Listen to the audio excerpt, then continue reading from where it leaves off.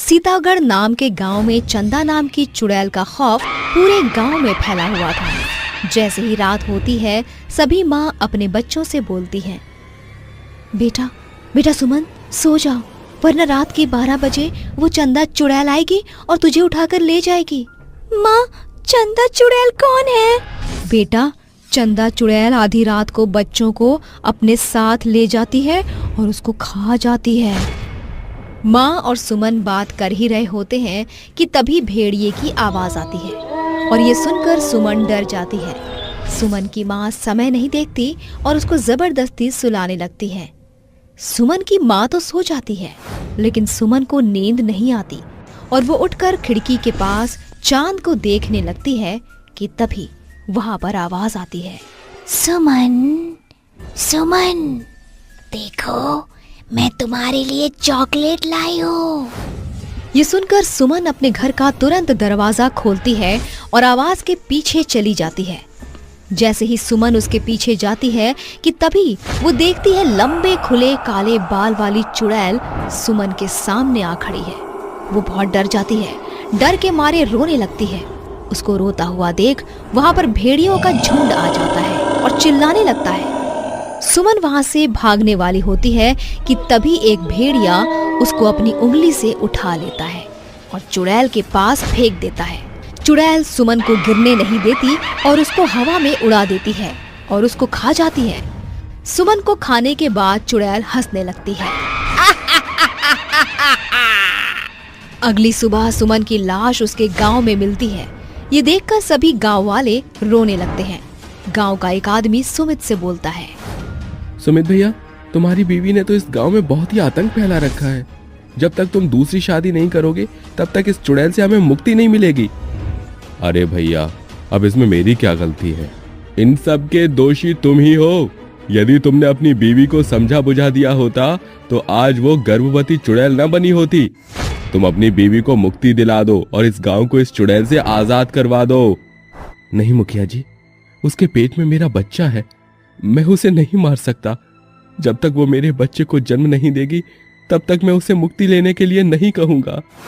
तुम तो अपने बच्चे की खातिर गांव के इतने बच्चों की बलि दे रहे हो। तुम अपने बच्चे के स्वार्थ में हम गांव वालों को खतरे में क्यों डाल रहे हो? गांव वाले सुमित को ताने मार ही रहे होते हैं कि तभी लोमड़ी की आवाज आने लगती है। साथ ही भेड़िया चिल्लाने लगते हैं। देखते ही देखते दिन से अचानक रात हो जाती है और वो चुड़ैल खुले बालों के साथ अपना भयानक चेहरा लेकर गांव वालों के सामने आती है और उनसे बोलती है, तुम लोग मुझसे चाहे कितना भी बचना चाहो, पर मैं तुम लोगों को नहीं छोड़ूंगी, क्योंकि मेरे पेट में सुमित का बच्चा है। मैं अपने बच्चों को भूखा नहीं रख सकती। तुम अपनी भूख के लिए नादान बच्चों को क्यों मार के खा रही हो? चंदा, तुम इस दुनिया को छोड़कर चली जाओ। सुमित, आप चुप रहो, क्योंकि आपको पूरा सच नहीं पता है कि इन गांव वालों ने मेरे साथ क्या किया है। जैसे ही चुड़ैल ये बात बोलती है कि तभी मुखिया बात पलटने के लिए बोलता है, तू क्या बताएगी इसको? सुमित को सब कुछ पता। मुखिया बोल ही रहा होता है कि तभी चुड़ैल उसको अपने जादू से हवा में उड़ा देती है और उसका एक हाथ खाने लगती है। ये देखकर सभी गांव वाले डर जाते हैं। वहीं दूसरी तरफ मुखिया दर्द में चिल्लाते हुए बोलता है, बाप रे, छोड़ दे चुड़ैल कहीं की, तूने तो मुझे ही खाना शुरू कर दिया। छोड़ दे रे चुड़ैल। बाप रे बाप, बहुत दर्द हो रहा है। तू मुझे क्यों खा रही है? आय आय आय आय आय आय। तूने ही तो मुझे मारा था, तो सबसे पहले मरने का अधिकार तो तेरा ही है। जैसे हर इंसान को मौलिक अधिकार होता है, वैसे ही तुझे मरने का भी अधिकार है, और वो भी मेरे हाथों से।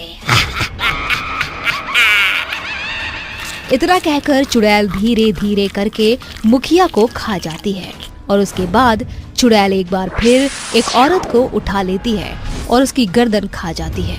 देखते ही देखते उस गांव में से 5 से 6 जने की मौत हो जाती है। इतनी मौतें देख सुमित उससे बोलता है, चंदा, तुम चली जाओ। तूने हम लोगों का बहुत नुकसान कर दिया है। तुमने लोगों को मार कर अपना पेट तो भर लिया, लेकिन तुमने जितने को भी मारा है वो भी तो किसी की माँ, किसी के बाप और किसी के बच्चे थे। तुम्हें उन पर जरा सा भी तरस नहीं आया? सुमित, आपको नहीं पता, मेरी मौत कोई ट्रेन एक्सीडेंट में नहीं बल्कि इन सभी गांव वालों ने मिलकर मुझे मारा था। मैं किसी से बात नहीं करती थी और इन गांव वालों को ये लगता था कि मैं कोई जादू टोना करती हूँ। इन लोगों ने मुझे चाकू मार दिया और जब इन्हें ये पता चला कि मैं आपके बच्चे की माँ बनने वाली हूँ, तब इन लोगों ने मेरी लाश को ट्रेन की पटरी पर फेंक दिया, जिस वजह से मेरा शरीर कट के अलग हो गया। उसके बाद मैं चुड़ैल बन गई क्योंकि मेरी अकाल मृत्यु हो गई। मेरा शरीर तो मुझसे दूर हो गया, लेकिन मेरी आत्मा यही रह गई। मैं अपने बच्चे को जन्म देना चाहती थी, लेकिन ऐसा नहीं हो सका। चंदा, मैं समझ सकता हूँ तुम्हारे साथ में गांव वालों ने बहुत ही बुरा किया है, लेकिन तुम बच्चों को क्यों मार रही हो? बच्चों की क्या गलती है इसमें? जब तक मैं अपने बच्चे को जन्म नहीं दूंगी, तब तक इस गांव से हर एक बच्चा मेरे हाथों मारा जाएगा। इतना कहकर चुड़ैल एक 5 साल के बच्चे को हवा में उड़ाकर अपने साथ ट्रेन की पटरी के पास ले जाती है, जिसके बाद चुड़ैल का पैर ट्रेन की पटरी पर आ जाता है। बगल में बच्चा चुड़ैल को देखकर रो रहा होता है कि तभी पीछे से गांव वाले आते हैं और ये देखकर कि चुड़ैल ट्रेन की पटरी पर फंसी हुई है और सामने से एक ट्रेन आ रही है, एक गांव वाला बोलता है, अरे भैया, चाहिए जैसे भी थी, आखिर इसके पेट में सुमित का बच्चा है, हमें इसे बचाना चाहिए। हम इसको जीते जी तो नहीं बता सके, कुछ गांव वालों की गलती की वजह से बेचारी की मौत हो गई, लेकिन अभी हमें इसकी मदद करनी चाहिए। जिसके बाद सभी गांव वाले उस चुड़ैल का पैर ट्रेन की पटरी से निकाल देते हैं और चुड़ैल तुरंत हवा में उड़ जाती है। ये सब देख चुड़ैल की आंखों में आंसू आ जाते हैं और वो उनसे वादा करती है, तुम लोगों ने मेरी जान बचाई है। मैं तुम लोगों से वादा करती हूँ कि मैं इस गांव में तो रहूंगी, लेकिन मैं गांव वालों को नुकसान नहीं पहुंचाऊंगी। लेकिन कृपया करके मुझे मेरे पति के साथ रहने दे। चुड़ैल की ये बात सभी गांव वाले मान जाते हैं और अब चुड़ैल का आतंक उस गांव से हट जाता है। उसके कुछ महीने बाद चुड़ैल को एक इंसानी बच्चा होता है और बच्चा देने के बाद चुड़ैल मुक्त होकर तारे में तब्दील हो जाती है और गांव के सभी लोग अब खुशी से रहने लगते हैं। जैनपुर गांव में एक आदमी को घर जाते वक्त काफी देर हो गई थी। वो फाटक पर ट्रेन का इंतजार कर रहा होता है और बोलता है, हे भगवान, आज तो बहुत लेट हो गया और ये फाटक भी जल्दी खुल नहीं रहा, पता नहीं क्या होगा। वो खुद से बात कर ही रहा होता है कि तभी उसको एक सुंदर सी औरत दिखाई देती है। वो पटरी पर सफेद साड़ी में घूम रही होती है। औरत के लंबे काले घने बाल थे। वो दिखने में बहुत ही खूबसूरत थी। आदमी की नजर औरत पर जाती है, तभी वो उसको पीछे से आवाज लगाता है, अरे ओ बहना, तुम ऐसे ट्रेन की पटरी पर क्यों घूम रही हो? पीछे से ट्रेन आने वाली है, उस ट्रेन की पटरी पर से हट जाओ। वो औरत चंदन को कोई जवाब नहीं देती और चुपचाप चलती रहती है। चंदन को लगा कि उसकी आवाज उस औरत तक नहीं जा रही है, इसलिए वो फाटक के नीचे से गुजरकर औरत का हाथ पकड़कर खींच लेता है। और जब वो उस औरत की तरफ देखता है, तब उसे देखकर मानो उसके पैरों तले जमीन खिसक गई थी। उसके माथे पर पसीना था और डर से वो कांप रहा था, क्योंकि वो एक खूबसूरत लड़की नहीं बल्कि एक चुड़ैल थी। चुड़ैल उसको देखकर खूब तेज हंसने लगी और तेज हवाएं चलने लगी। अब तो गया। चुड़ैल, तुम मुझे छोड़ दो। मैंने तुम्हारा क्या बिगाड़ा है जो तुम मुझे मारने आ गई हो? तेरी गलती ये है कि तू इतनी रात को इस फाटक से गुजर रहा था। तू जिंदा नहीं बचेगा। इतना कहते ही चुड़ैल उसको अपनी भूतिया शक्ति से हवा में उड़ा देती है। और उसको ट्रेन की पटरी के अंदर गाड़ देती है।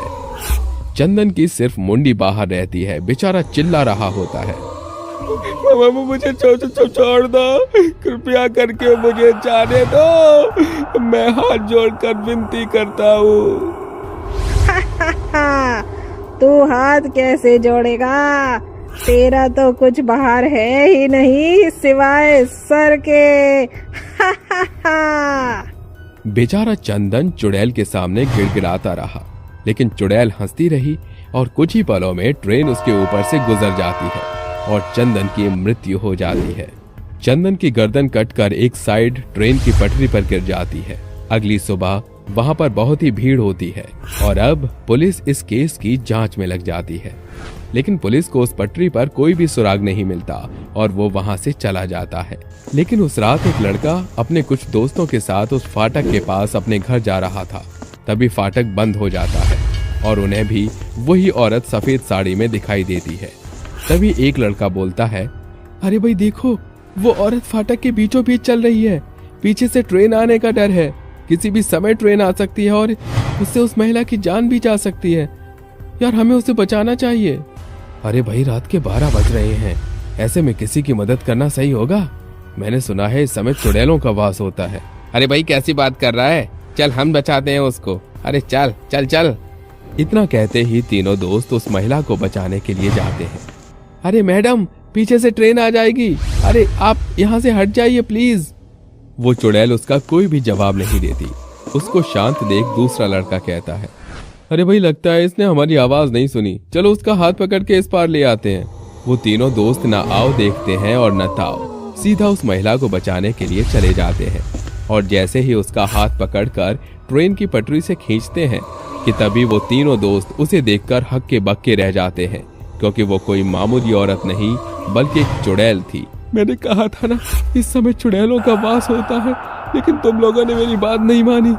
देखो ये हमारे पीछे पड़ गई, अपनी जान बचाओ, भागो यहाँ से। यहाँ लोग आते अपनी मर्जी से हैं, लेकिन जिंदा वापस कोई नहीं जाता। अब तुम लोग नहीं बचोगे, मैं तुम लोगों को जिंदा मार दूंगी। चुड़ैल के इतना कहते ही चुड़ैल उनको अपनी भूतिया शक्ति से एक बार फिर हवा में उड़ा देती है और उनको ट्रेन की पटरी के अंदर आधा दफना देती है। उन तीनों दोस्तों की सिर्फ मुंडी बाहर रहती है। बेचारे चिल्ला रहे होते हैं और मदद की गुहार लगा रहे होते हैं। बेचारे चुड़ैल के सामने गिड़गिड़ा रहे होते हैं, लेकिन चुड़ैल हंसती रही और कुछ ही पलों में वहां से ट्रेन गुजर जाती है और उन तीनों की मृत्यु हो जाती है।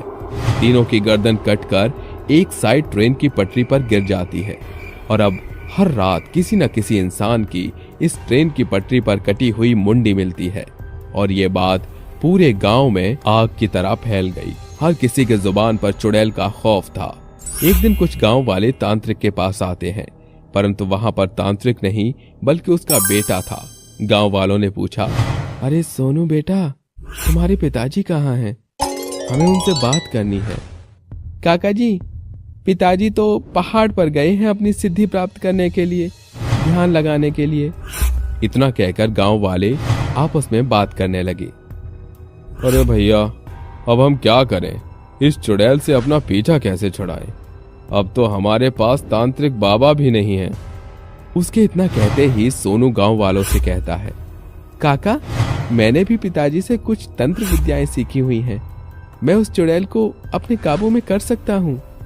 उसकी ये बात सुनकर मानो गांव वालों की एक नई उम्मीद उजागर हो गई थी और उसी रात सोनू वहां एक मामूली सा लड़का बन फाटक के इस पार होता है और सभी गांव वाले झाड़ियों में छुपकर सोनू को देख रहे होते हैं। तभी सोनू को वो चुड़ैल दिखाई देती है और सोनू बिना कुछ सोचे समझे ट्रेन की पटरी पर चला जाता है और उसका हाथ पकड़ लेता है। जैसे ही उस औरत का हाथ पकड़ता है कि तभी उस चुड़ैल को झटका लगता है और वो दूर जाकर गिर जाती है। चुड़ैल को बहुत गुस्सा आता है और वो गुस्से में लाल हो जाती है। तभी सोनू से बोलती है, तू कौन है? तू कोई मामूली इंसान नहीं है, बता तू कौन है?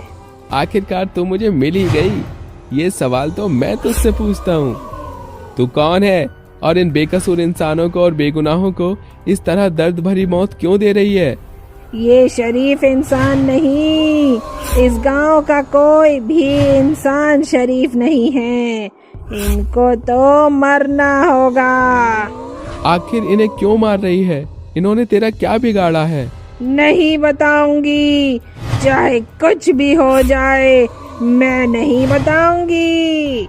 देख चुड़ैल, अगर तूने मुझे नहीं बताया तो मैं तेरी मदद नहीं कर पाऊंगा और तुझे भस्म कर दूंगा। सोनू के इतना कहते ही सोनू चुड़ैल के ऊपर गंगा जल छिड़क देता है कि तभी उसका शरीर धीरे धीरे जलने लगता है और वो फूट फूट कर रोने लगती है। चुड़ैल को रोता देख झाड़ियों में छिपे सभी गांव वाले भी वहां पटरी पर आ जाते हैं और चुड़ैल उन सभी को रोते हुए अपनी आप बीती बताती है। मैं इसी गांव में एक मामूली सी जिंदगी बिता रही थी, लेकिन मेरे पति पर झूठा रिश्वत का इल्जाम लगा दिया गया और उन्हें कोर्ट की तरफ से फांसी हो गई। मैं बेचारी अकेली औरत अपना गुजर बसर करने के लिए काम की तलाश में दर दर भटकती रही, लेकिन इस गांव के कुछ नीच और गिरे हुए इंसानों ने मेरे साथ दुष्कर्म किया और उन्हें ये लग रहा था कि मैं मर गई। अरे भैया, ये तो मर गई, अब क्या होगा? अरे यार, सोचना क्या है, ट्रेन की पटरी है, लोग सोचेंगे पति ने इतना गलत काम किया, मुंह दिखाने लायक नहीं थी, आत्महत्या कर ली, इसे ट्रेन की पटरी पर फेंक देते हैं।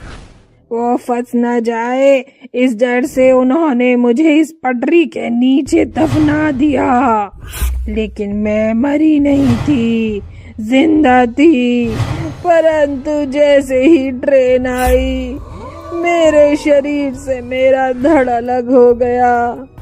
मेरा शरीर तो इस दुनिया से चला गया, लेकिन मेरी आत्मा यहीं रह गई। जब तक मैं उनसे अपनी मौत का बदला नहीं लेती और इन गांव वालों से अपनी पति की मौत का बदला नहीं लूंगी, तब तक मुझे मुक्ति नहीं मिलेगी। उसकी ये बात सुनकर गांव वालों की आंखों में आंसू और अपने किए का पछतावा था। वहीं सोनू आंखों में आंसू लिए उससे बोलता है, बहन, तुम्हारे साथ बहुत ही बुरा हुआ है, मैं इस बात से सहमत हूँ, तुम्हें इंसाफ मिलना चाहिए, लेकिन जो तुम्हें या तुम्हारे पति को जानता ही नहीं है, उन बेकसूर लोगों को मारना तो पाप है ना। तुम पाप की भागीदार क्यों बन रही हो? बहन, छोड़ दो इन्हें, तुम्हारे साथ जो भी हुआ बहुत गलत हुआ, आगे से ऐसा किसी भी औरत के साथ नहीं होगा, लेकिन तुम इन बेकसूर लोगों को मत मारो। ठीक है, लेकिन मैं इस गांव को छोड़कर नहीं जाऊंगी। यदि यहाँ ऐसा कुछ भी होता है तो मैं उन्हें सबक सिखाऊंगी, पर हाँ, मैं वादा करती हूँ कि मैं किसी को कुछ नहीं करूंगी। चुड़ैल की बात सब मान लेते हैं और अब चुड़ैल किसी को भी न परेशान करती और ना ही उनको मारती, और इसी तरह गांव वाले भी अपनी सुकून भरी जिंदगी जीने लगते हैं।